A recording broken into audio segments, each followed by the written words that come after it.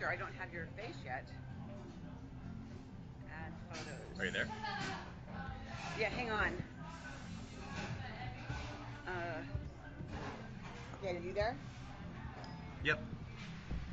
Yeah, can you hear For me? some reason, I can barely hear you. I know. I'm sorry. It's because the stupid Let's see. Starbucks is still on. I still don't see. I don't. Are you there? Yeah, I don't see a picture of you either. Okay, well that's annoying. Oh wait. I don't know what I'm doing wrong.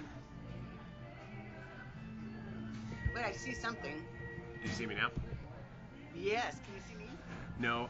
On that little gray box that has the hang-up signal on it somewhere. Do you see that? Oh wait, you're on your phone. I don't know what it looks like. I'm on the phone. There's a little square with looks like a square with a C next to it. It probably has a cross through it. Anyway, I don't know what the hell. It's okay. It doesn't matter. All right. Well, let's get going. At least I get to see you. Yes. That's what counts. I love you. I love you too. So this is cool. So like I said, it's automatically recording an MP3 of the conversation, so I can use it. Awesome. Okay. So I figure it'll get easier as we do it, but I'm sure it will be odd at first because we'll just ask questions and then go from there. That's okay. So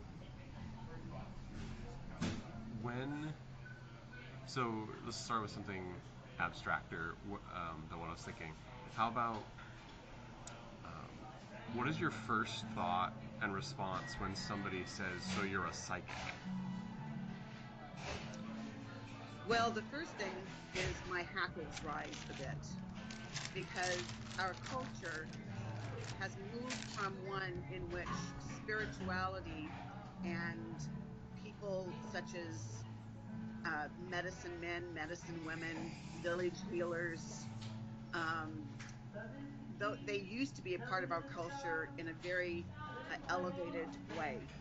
And the more we moved into sort of the industrial and technological and scientific fields, the less those things had any kind of, merit. Until now, a vast majority of people, when they think of psychic mediums, they think of charlatans or liars. So my first thing, especially since I have been persecuted in the past, my first thing is to be very cautious. Very cautious. What's your second thought?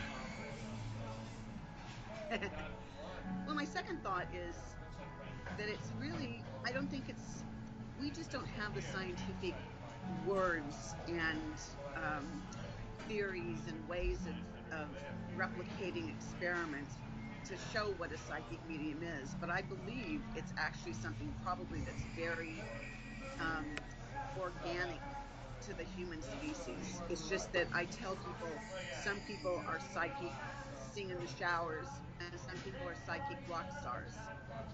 So we all have it. I used to think that mediums were born, not created.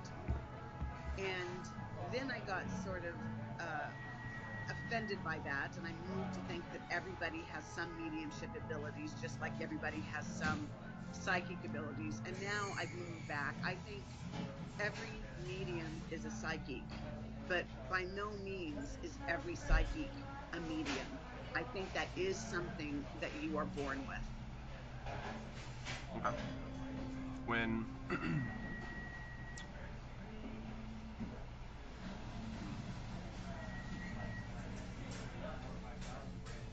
when did you first decide to share your ability with other people?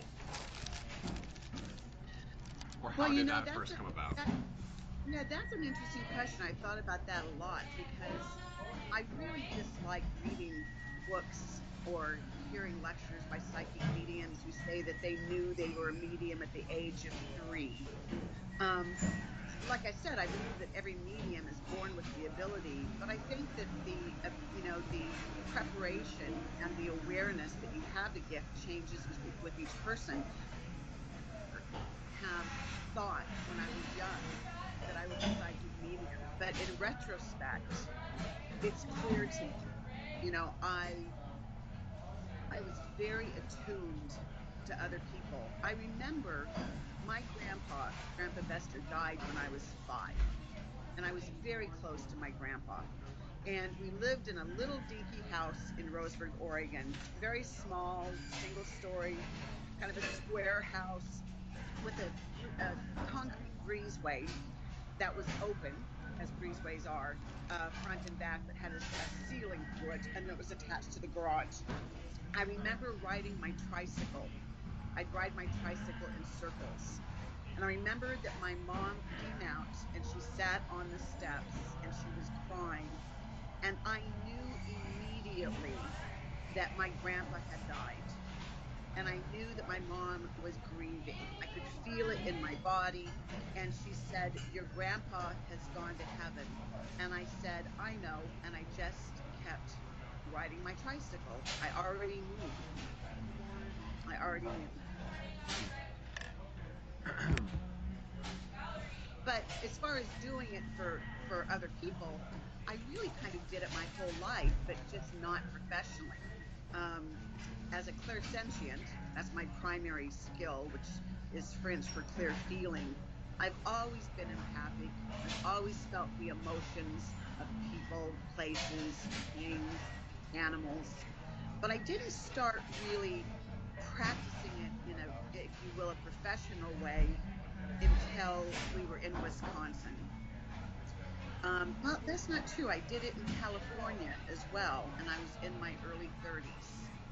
So that's when I really started, you know, sitting down with people and telling them their life and their what was going on for them. So it sounds like it might have started sort of in the same way a lot of people go to their friends, for support. Yep. That kind Well, when I was working at the toll booth, people would drive through. Remember, it was a midnight to 8 shift. So, after midnight, there's very few people, and there would be people that would drive through that would stop and purposely talk to me instead of going through the automatic. of.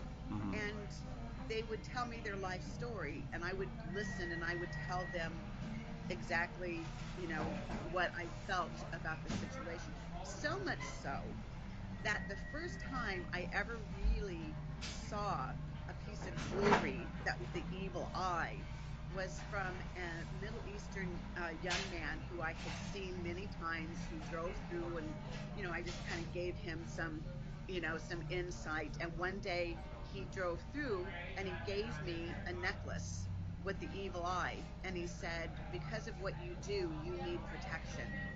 And he gave me the evil eye because he knew what I was doing at the toll. So that was very interesting to me. Hmm. So, um, one of the things we've talked about that is interesting is the idea of if you're if you're looking for a medium or a psychic medium, what how do you judge? Because I think most people don't know how they would ever Right. judge the service of a psychic medium. Well, I will tell you, first of all, it in the one hand is very simple. And what I mean by that is, just like if you need a new hairstylist or a new doctor or a new mechanic, the best way is to ask people whose opinions you trust, and if possible, get a referral. And I understand that with this kind of work, that's may not be easy. Not, the vast majority of people, a psychic medium visit would be um, a little odd. Certainly a lot more appropriate now when there's ghost programs on TV and mediums on TV. But so that's the best way.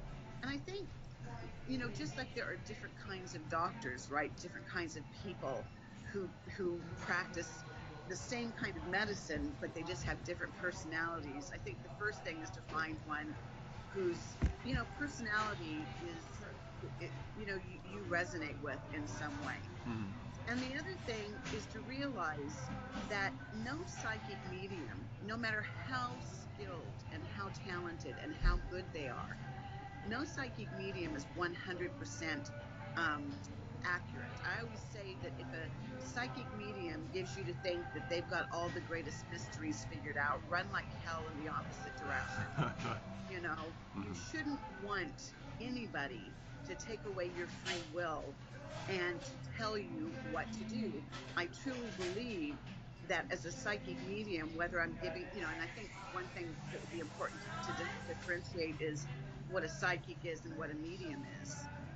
A psychic is defined as somebody who can gather accurate information through means other than their five accepted senses, and it has to be accurate.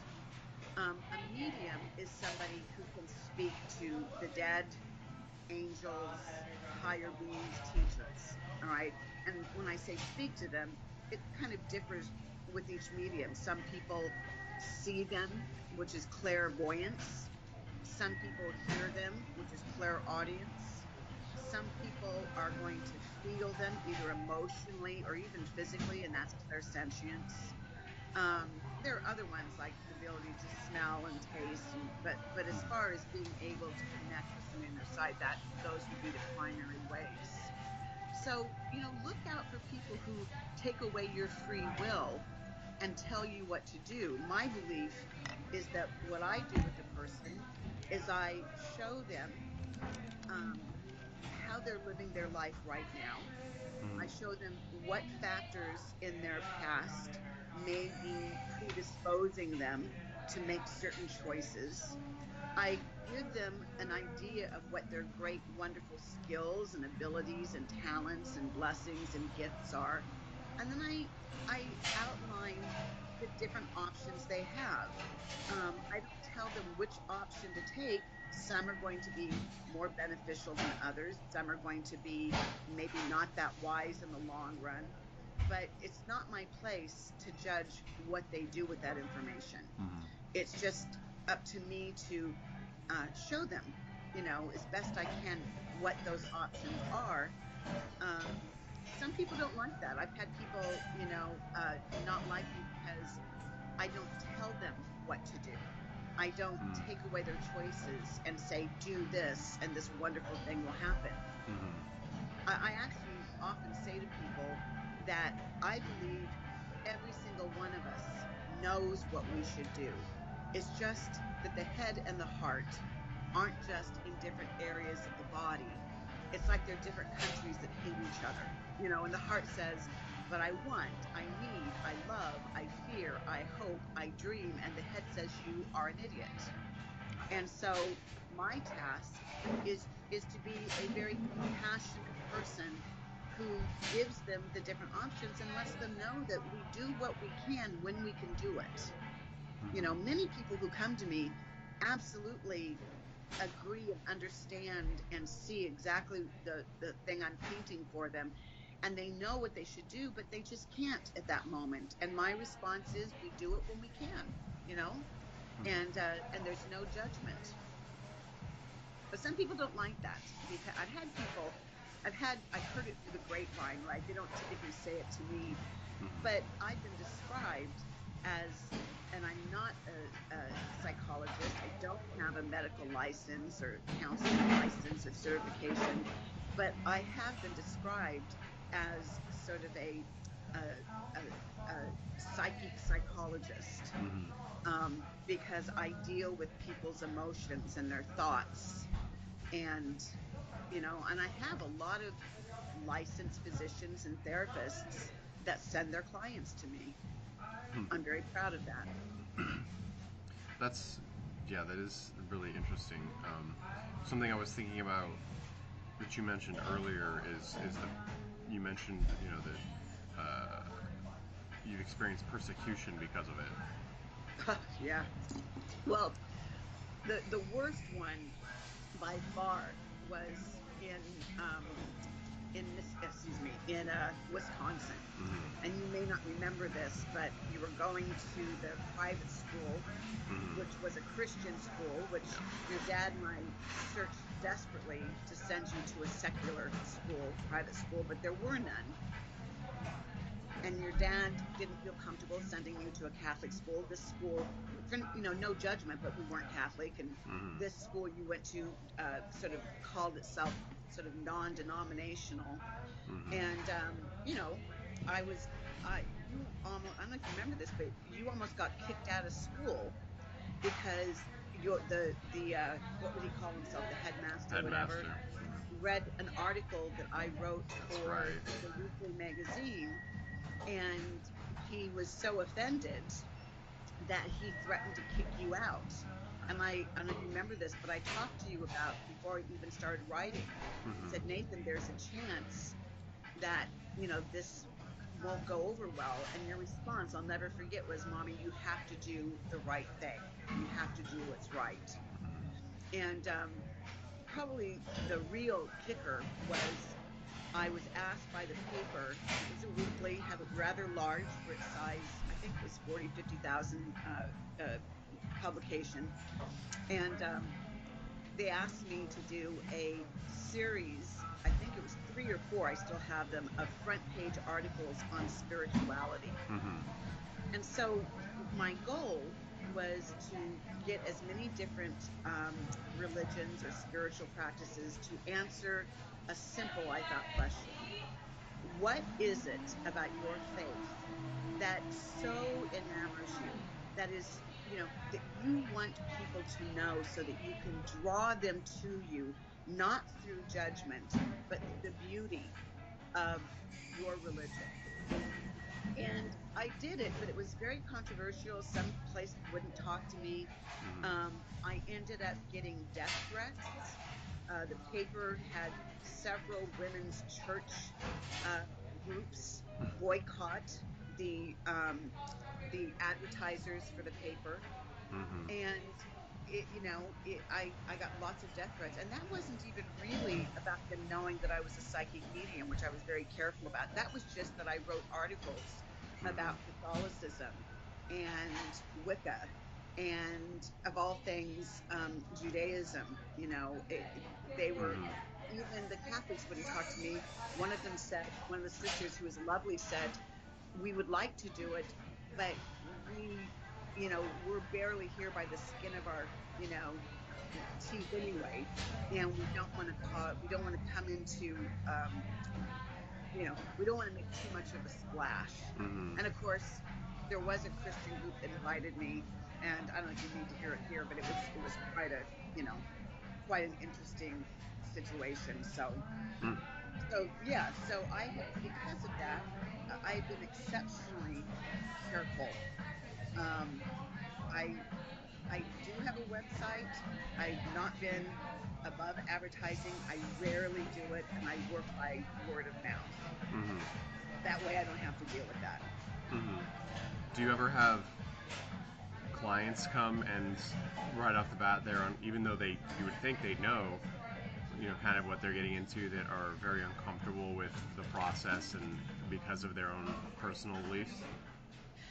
Yeah, I actually, interestingly enough, I have. If somebody were to see my office, they would see that I have sort of spiritual icons from many different faiths. I respect and I honor each person's spiritual path. There have been some that have been drawn to see me, referred to see me, but they are worried because there is an element of their upbringing or their past belief or even a current belief that says that something like this is satanic. I think they're very quickly um, made comfortable, though, because they, even as I often say, I was raised as a Baptist. Not many Oklahomans were actually, being in the Bible Belt, were actually Christian. The Cherokees were Christianized before the Trail of Tears. So I had and have a Christian background, a Southern Baptist, in fact, which, you know, uh, I don't know that this is something that I certainly don't call them this, but when I was growing up, we were called holy rollers Yeah. because I would be in church and there would be these lovely older women in paisley house dresses rolling on the floor and speaking in tongues and and so I don't know how familiar people would be with that, but so I know a lot of scripture. I'm not a scholar, but even in the Bible it says, you'll know a vine by its fruit. Mm. And I believe that you can know what I'm about by how people feel, which Mm-hmm. is comforted, and and their faith is greater often when they leave than when they came in. Mm. So yeah, I do have those people. Kind of always surprises me that some of them are so adamant and yet they still come. They still come. Hmm. Yeah. What do you think that they're? I mean, what do you think they're looking for then? Well, it's interesting because my practice started as a psychic practice. Mm-hmm. In fact, I started really by using the tarot cards. I never really knew what they meant. Mm-hmm. In other words, I never spent a lot of time memorizing the cards. I had a familiarity with them. Don't get me wrong, but they for nothing against tarot, but to me, they really were just a safety blanket. So I Mm-hmm. didn't feel uncomfortable. And so I use them, I do a spread, but I never really looked at them. And then eventually and I can't even tell you when, there was just a day in which I didn't do it. But as far as speaking to the dead, I believe I always had that ability, but I was afraid.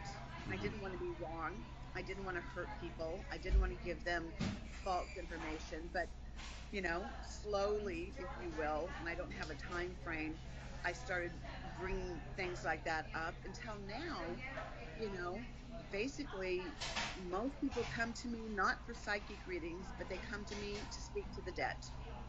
Mm-hmm. And so what they're wanting is comfort. They want to know that their loved ones who they grieve for and that they miss so deeply, that they're still there, that they still care, that they're still aware of their living loved ones. Sometimes, in fact, quite often, there's unspoken things, things that weren't tied up. In fact, that's often the case that they really want to tie those loose ends up, and they want to believe that when it's their time to leave, that they will be reunited with their loved ones, and I believe that that's absolutely true. Hmm. Cool. Um, how? When do you have to go? I'm looking right now. Let me see. Okay, I've got time, but I think probably Mm-hmm. it's that's a lot for you already. It is. It is. No, it's really cool though. This is like awesome. I think this is gonna be how we do it. Do you know what? Hmm. I was just thinking, look around for somebody who will transcribe this, Mm-hmm. and I'll pay for the transcription. I might even. I mean, it might even be that you know there might even be a program that does it roughly that I can Yeah, clean it you up. can We'll see see. that, but there are people who do transcription that Mm-hmm. they know how to do it. They're really, really fast. Mm-hmm. I think if you spent your time, going, because I used to do that at Nationwide. I used to have to listen to things Mm-hmm. and type it out. It's very tedious because if you're like me, well, you've got a better mind, but you listen to 5 words, you type 5 words, and you forget what three of them Yeah. are. Yeah. So there are people who do that, students and stuff. So, you might look around and see that way you can give it to them each week and then you have it. Okay, I'll take a look at it. All right, honey, I love you so much. Okay. Love you. Be safe. I'll figure out how to use this damn Facebook. And there's not a lot of money, but there's enough money in there for you to get lunch and dinner and gas and stuff. Okay. Thanks, Mom. All right, honey, I love you. You I look love you too. wonderful. Thanks, Made my Mom. day to see you.